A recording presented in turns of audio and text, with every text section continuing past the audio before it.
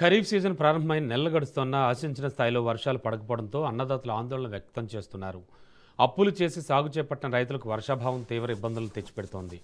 ఉమ్మడి ఆదిలాబాద్ జిల్లా వ్యాప్తంగా రైతులు పత్తి, సోయా, వరి తదితర పంటలు సాగు చేశారు. అయితే విత్తనాలు వేసిన తర్వాత సరైన టైంలో వర్షాలు లేకపోవడంతో కొన్ని ప్రాంతాల్లో మొలకలు రాకపోగా వచ్చిన మొలకలు కూడా ఎండిపోతున్నాయని రైతులు ఆవేదన వ్యక్తం చేస్తున్నారు.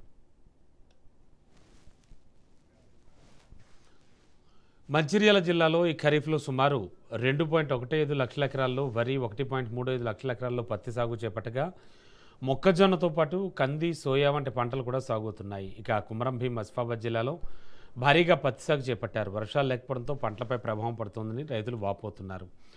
పంటలు నష్టపోతున్న రైతులను ప్రభుత్వం ఆదుకోవాలని, నష్టపోయిన పంటలకు ఎకరాకు ఆర్థిక సాయం అందించాలని అన్నదాతలు కోరుతున్నారు. వర్షాల కోసం రైతులు ఆకాశం వైపు ఆశగా ఎదురు చూస్తున్నారు.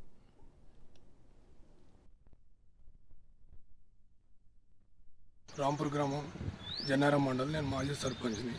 ప్రస్తుతం ఏంటంటే రైతులకు చాలా ఇబ్బంది ఉంది వర్షాలు పడక. నాకు 2 ఎకరాలు ఉంది. పొడి వడ్లు పోసుకోవడం జరిగింది. వర్షాలు లేక ఎక్కడ నీళ్ళు లేవు, ఎక్కడ మొలక అక్కడనే ఎండిపోతుంది. వర్షాలు లేక రైతులను చాలా ఇబ్బంది పడుతున్నాం. కాబట్టి అసలు ఏం చేయాలనో రైతులకు మాకు అర్థమవుతలేదు. ఈ సంవత్సరం ఉన్న కష్టం ఎప్పుడు ఇలా ఉండాలని మేము కోరుకుంటున్నాం.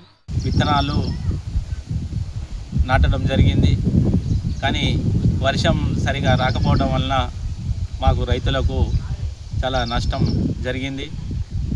నాటిన ఇప్పటికీ 2-3 సార్లు విత్తనాలు నాటడం జరిగింది.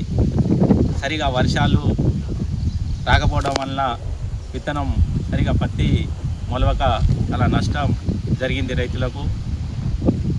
ఇప్పుడు మాకు వేరే సోర్సెస్ రైతులకు లేదు. ఇక్కడ వర్షాధారపు ఆధారం మీదనే పడి జీవిస్తున్నాం. మాకు ఎటువంటి నీటి సౌకర్యం రైతులకు లేదు.